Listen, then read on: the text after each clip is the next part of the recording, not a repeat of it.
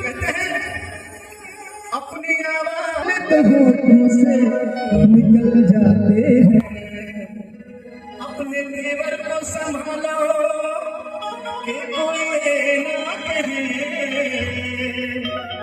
दिल बदलते हैं तो चेहरे भी बदल जाते हैं।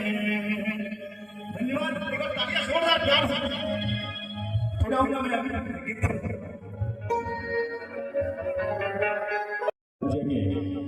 अतिथि गणी हमारे उपस्थित आए हुए, तो एक बार जोरदार जारी जयकारा होना चाहिए ताली के साथ। बोले छत्तीसगढ़ महतारी के। आइए अब आपके बीच में एक और बहुत ही प्यारे गीत को आवाज देंगे रजनी जी।